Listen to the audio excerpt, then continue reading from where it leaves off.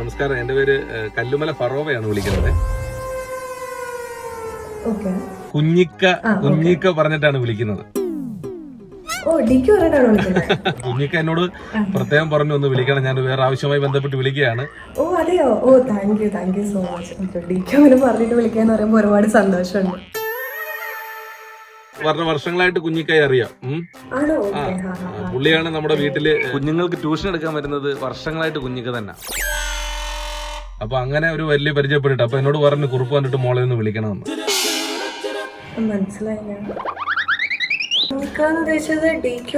അതാരാ?